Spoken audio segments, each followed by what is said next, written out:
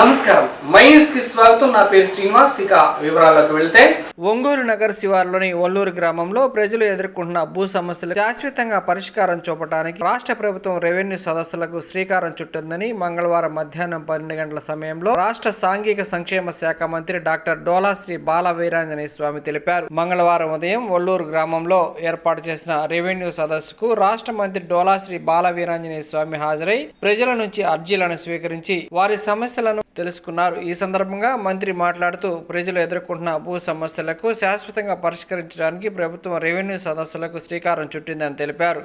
ప్రజల నుంచి వస్తున్న వినతులలో ఎక్కువగా భూ సమస్యలేనని తెలిపారు. గత ప్రభుత్వం హయాంలో జరిగిన సర్వే ప్రక్రియలో లోపాలు చోటు చేసుకున్నాయని, దీనివల్ల రైతులు ఇబ్బందులు పడుతున్నారని మంత్రి తెలిపారు.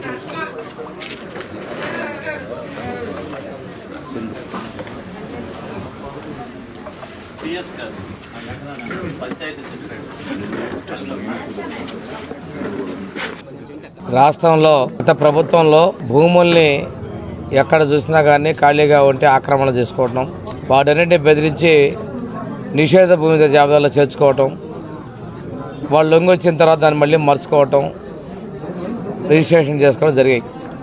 వీటన్నిటి కూడా గత ప్రభుత్వం ఫ్రీ హోల్డ్ చేస్తామని చెప్పి తీసుకురావటం, ఆ ఫ్రీ హోల్డ్ అయిన వెంటనే ఆత్రంగా అత్యుత్సాహంగా అత్యధిక భూముల్ని రిజిస్ట్రేషన్ కూడా చేసుకునేటువంటిది మన జిల్లాలో ఉంది. రాష్ట్రంలో మొదటి స్థానంలో కడప ఉంటే మూడో స్థానంలో ప్రకాశం జిల్లా కూడా ఉండటం చాలా దురదృష్టకరం. ఇవే కాకుండా హద్దురాళ్ళు బౌండరీస్ చెరిపేశారు. బౌండరీస్ ఇష్టం వచ్చినట్టుగా ఆ భూమి తెలుగుదేశంలో ఇంకో పార్టీ ఉంటే ఒక పార్టీకి లొంగలేదంటో ఆ రాళ్ళని వాళ్ళ ఇష్ట ప్రకారం మార్చేసుకోవడం, బెదిరించడం, పోలీసు కేసులు పెట్టడం, ధనం దుర్వినియోగం, వేలాది కోట్ల రూపాయల ప్రభుత్వ ధనాన్ని రాళ్లు బొమ్మలు వేసుకోవడానికి వాటిని మార్చుకోవడానికి చేశారు. ఇవన్నీ కూడా సరిదిద్దాల్సిన అవసరం ఉంది. ఎన్నికల ముందు కూడా మేము హామీ ఇచ్చాం. ల్యాండ్ టైటిలింగ్ యాక్ట్ ప్రకారం భూములు ఆక్రమణ చేసుకోవటం, వాటి మీద మనం హైకోర్టు కూడా అప్పీలకు పోకుండా కూడా చేయటం, ఆ విధంగా చేయాల్సి వస్తే ఎవరైతే తప్పు చేస్తాడో వాళ్ళ దగ్గరికి టైటిలింగ్ యాక్ట్ ఆఫీసర్ దగ్గర పోవాల్సిన పరిస్థితి. మేము చెప్పిన విధంగా ల్యాండ్ టైటిలింగ్ యాక్ట్ని రద్దు చేయడం జరిగింది. అదేవిధంగా విపరీతంగా జరిగినటువంటి భూ కబ్జాలు వాటన్నిటిని కూడా రద్దు చేస్తూ ల్యాండ్ గ్రాబింగ్ యాక్ట్ కూడా మనం తీసుకొని రావడం కూడా జరిగింది. ఈరోజు మీ ప్రభుత్వం మీ దగ్గరకు మన ప్రభుత్వం మీ దగ్గర రావటం, మీ భూమి మీరే ఉండాలి అనేటువంటి లక్ష్యంతో, ఈ భూమి మీద మీ హక్కే ఉండాలి, మీ భూమి మీ హక్కే అనే నినాదంతో ప్రతి గ్రామంలో, రెవెన్యూ గ్రామంలోనూ అదేవిధంగా శివారు గ్రామాల్లో కూడాను రెవెన్యూ సదస్సులు పెడుతున్నాం.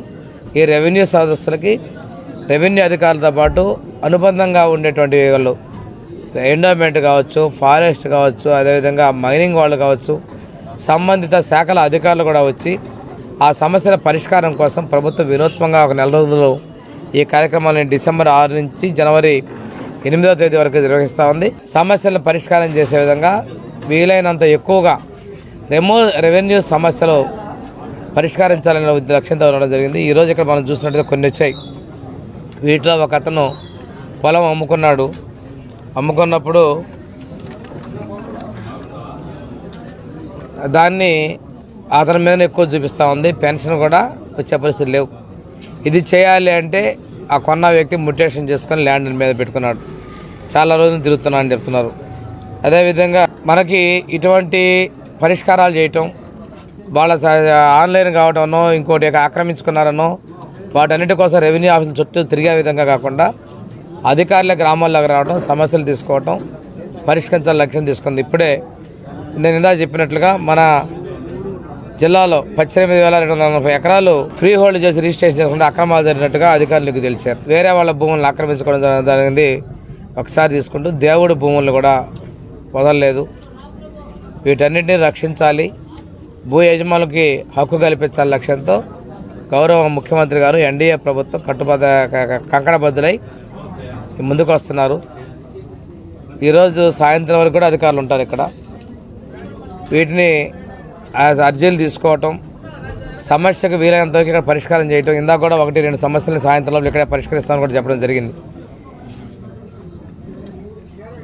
న్యాయం చేయాలి, భూముల్ని కాపాడాలి. ఎందుకంటే ఆస్తి అనేది తాతల తండ్రి నుంచి వచ్చేటువంటిది ఆస్తి. కొంతమంది సంపాదించుకొని భూమి యజమానులైనటువంటిది. వీటన్నింటినీ కూడా గత ప్రభుత్వాల్లో బెదిరించో, పక్క ఊర్లకు వెళ్ళినట్టు వాటిని ఆక్రమించో ఆస్తులు కొలగొట్టాలు కూడా చేశారు. వాటి రక్షణ కల్పించాలనేటువంటి ఉద్దేశంతో తీసుకోవడం జరిగింది. జనవరి మొదటి వారంలో మన దగ్గర కూడా జిల్లాలో అది కొండేపు నియోజకవర్గంలోనే రెవెన్యూ మంత్రి గారు, ప్రిన్సిపల్ సెక్రటరీ గారు, అదేవిధంగా సీసీఎల్ఏ కమిషనర్ అందరితో కూడా వచ్చి ఒక రెవెన్యూ సదస్సుని మన కొండేపి గిద్దలూరు నియోజకవర్గంలో జనవరి మొదటి వారంలో కూడా కండక్ట్ చేయబోతున్నారు.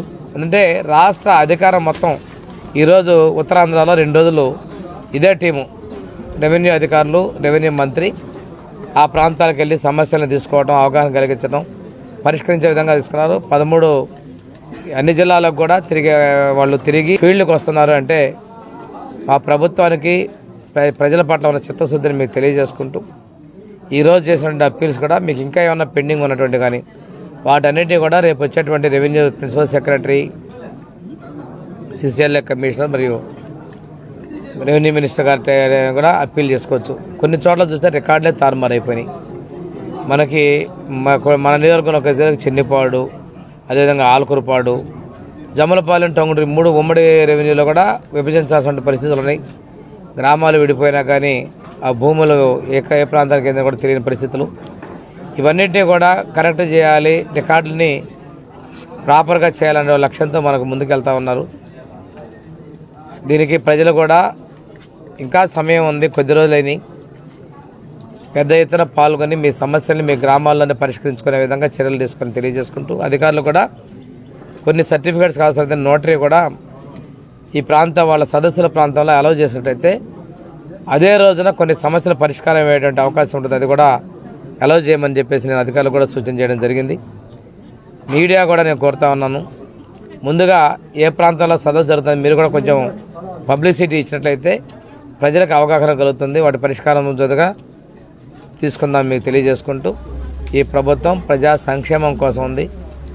ప్రజలు చెప్పిన మాట నిలబెట్టుకోవడానికి ప్రజల జవాబుదారీగా ఉందనే విషయాన్ని తెలియజేస్తాను. Ongole Mangamuru road military colony Yanadi సంఘం కాలనీలో వేంచేసి ఉన్న పోలేరమ్మ, కనకదుర్గమ్మ అమ్మవార్ల దేవస్థానం నందు ధర్మకర్తలు నాగూర్బి దంపతుల ఆధ్వర్యంలో దాతల సహకారంతో ఆదివారం రాత్రి అఖండ జ్యోతులు పౌర్ణమి సందర్భంగా అమ్మవార్ల ఊరేగింపు వైభవంగా నిర్వహించారు.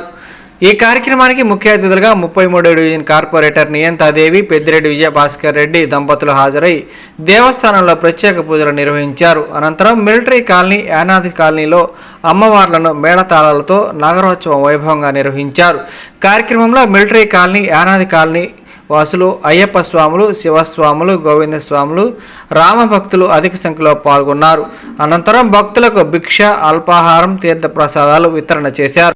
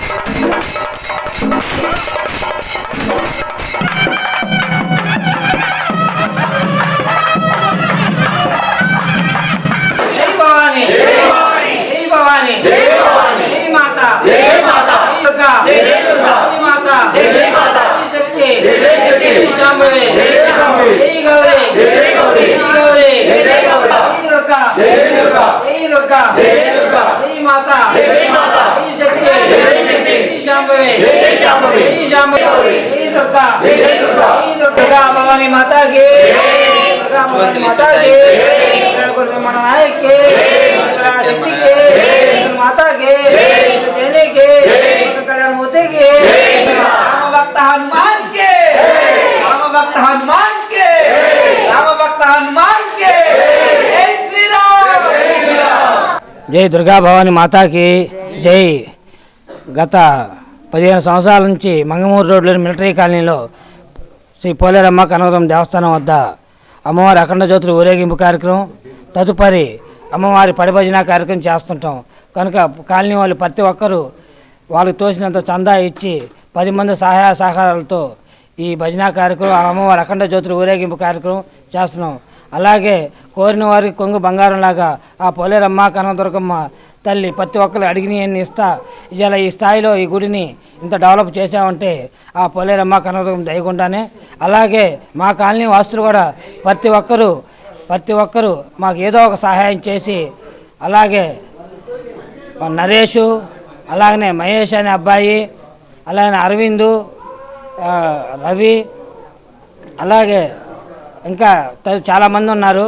అలాగే ప్రతి ఒక్కరు ఈ సహాయ సహాయాలతోనే అమ్మవారి ఉత్సవాలు జరుగుతున్నాయి. కనుక ప్రతి ఒక్కరికి ఆ పోలేరమ్మ కనకదుర్గమ్మ కటాక్షం ఉండాల్సిందిగా కోరుచున్నాం. జై భవానీ, జై జై భవానీ. రోజు అఖండ జ్యోతుల సందర్భంగా మన మిలిటరీ కాలనీ యానాద్ కాలనీలో ఉన్న కనకదుర్గ అమ్మవారు, పోలేరు అమ్మవార్లు దగ్గర అఖండ జ్యోతులు చాలా అంగరంగ వైభవంగా జరిగాయి. సో మనం ఈ జ్యోతులన్నింటినీ తీసుకొని మన మరిచెట్టు కాలనీలో ఉన్న ఆంజనేయ స్వామి గుడి దేవస్థానం వరకు వెళ్ళి అక్కడ నుంచి మళ్ళీ తిరిగి మన కాలనీ చేరుకొని అమ్మవారి పడి పూజ చేసుకొని చాలా ఘనంగా జరిగింది. సో ఇది ప్రతి ఏటా ఇలానే కొనసాగాలని, ఇంకా చాలామంది దాతలు రావాలని, ఇంకా మన గుడి బాగా డెవలప్ అవ్వాలని మనస్ఫూర్తిగా కోరుకుంటున్నాను. సో దీనికి సహాయం చేసిన ప్రతి ఒక్కరికి పేరు పేరున మళ్ళీ ఇంకొకసారి ధన్యవాదం.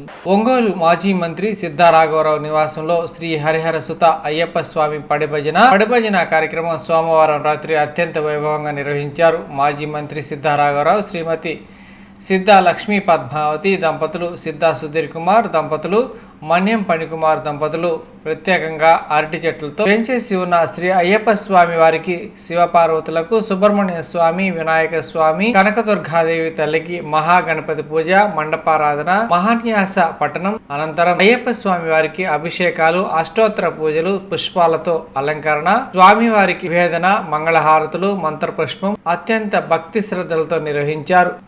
సకల దీక్షా స్వాములు అయ్యప్ప శరణు ఘోషలతో సిద్ధారాఘవరావు నివాసం ఆధ్యాత్మిక వాతావరణం నెలకొంది. నెలపట్ల రామకృష్ణ శర్మ, అల్లూరి మనోజ్ శర్మ, సుబ్రహ్మణ్యం శర్మ, రాఘవేంద్ర శర్మ పూజాక్రతువు నిర్వహించారు. గోపాల్ గురుస్వామి బృందం ఆధ్వర్యంలో అయ్యప్ప స్వామి పడిభజన అలంకారాలు నిర్వహించారు. అలరించిన భక్తి పెద్ద కృష్ణ గురుస్వామి బృందం అలరించిన అయ్యప్ప స్వామి పాటలు అందరినీ ఆకట్టుకున్నాయి. చేజర్ల భద్రకాళి సమేత వీరనాట్యం, దేవతా వేషధారణ ప్రదర్శన, నృత్యాలు భక్తిభావంతో అలరించాయి.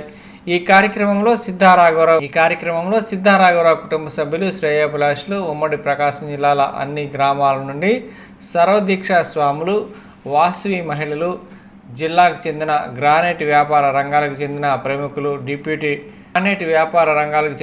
ప్రముఖులు, deputy transport commissioner Mandava Ravi, Mandava Srinivasarao, Gummadi Saibaba, doctor Sudheer Reddy, Bangareddy, Ravireddy, Lakshminarayana, AE Pichaiah పాల్గొన్నారు.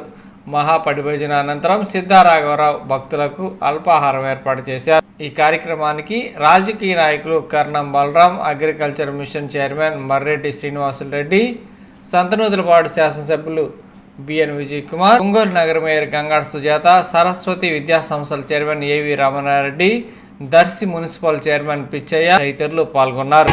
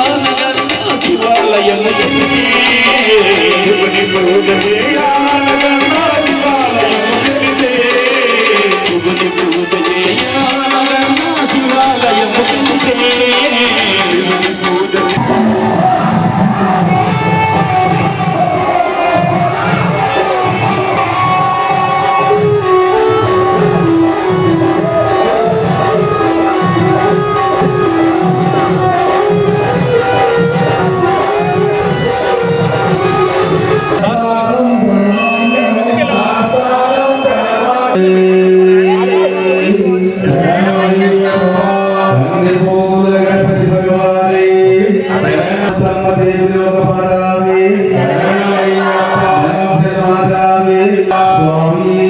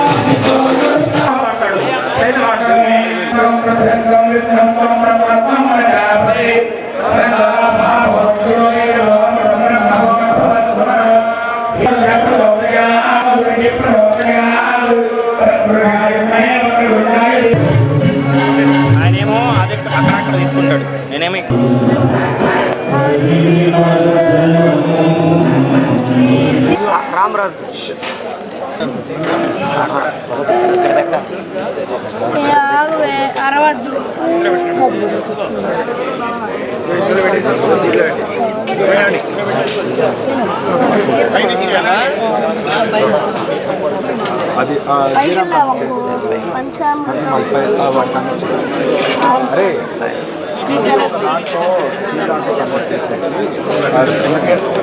తీసుకో రైట్ హ్యాండ్తో తీసుకొచ్చు నువ్వు తీసుకో నీకే ఇస్తుంది అరే అన్నారా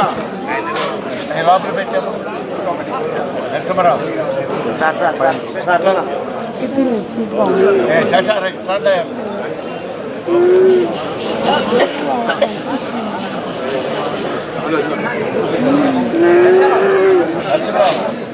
చలో ఇస్తుంది నరసింహరావు చిన్న ఇట్రామ్మ చిన్న ప్రియాన్ చూడు ఎన్నుకోండు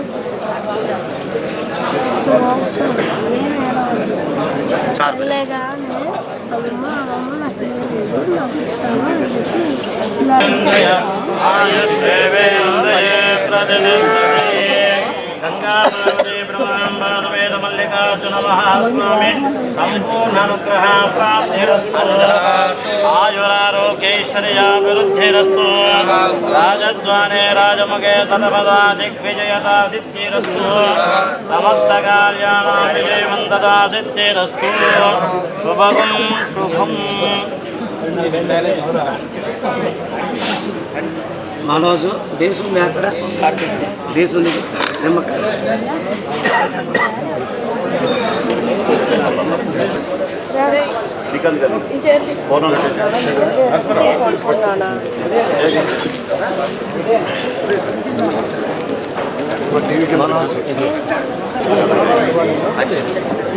అది కావాలా దాంట్లో కన్వర్ట్ చేసి స్టీల్ ఇవ్వమన్నా వద్దులే